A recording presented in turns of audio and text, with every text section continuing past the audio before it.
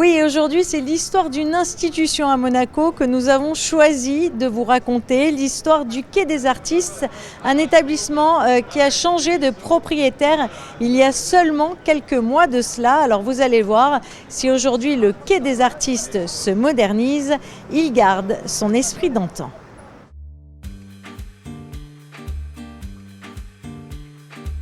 Alors moi j'habite Monaco depuis très peu de temps, depuis 2019. J'ai d'autres restaurants dans lesquels je suis actif également, dans d'autres villes, Saint-Tropez, Megève, Courchevel et Saint-Barth. Et je me dis, j'habite ici, il me faut un restaurant. Et j'adore la brasserie. Et je me suis dit, finalement, il y a très peu de brasseries à Monaco, mais de vraies brasseries authentiques.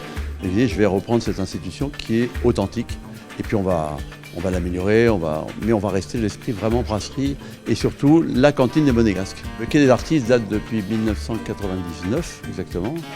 Et c'est deux associés qui avaient créé ce restaurant, qui était à un endroit où il y avait des artistes qui avaient des studios, enfin on peut appeler ça, ou des ateliers plutôt, qui avaient été attribués par le prince Régnier à l'époque.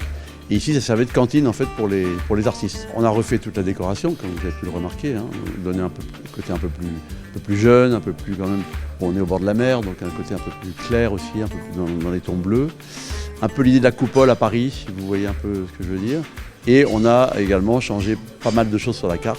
J'ai un de mes chefs qui travaillait dans mon groupe, qui a travaillé au café à Saint-Tropez, qui a travaillé à Courchevel à la ferme Saint-Amour, qui a travaillé avec Éric Fréchon.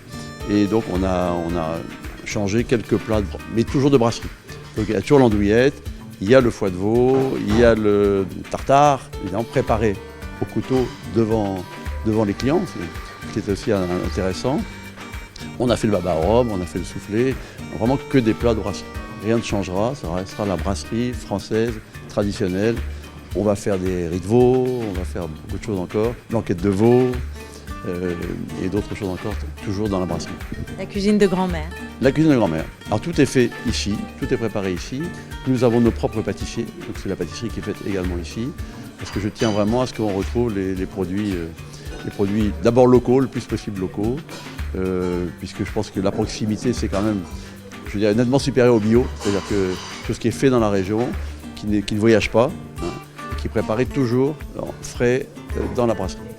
Et si le décor a changé, les acteurs sont toujours les mêmes, la brigade est restée intacte. Vous l'aurez compris, le Quai des Artistes gardera toute son âme.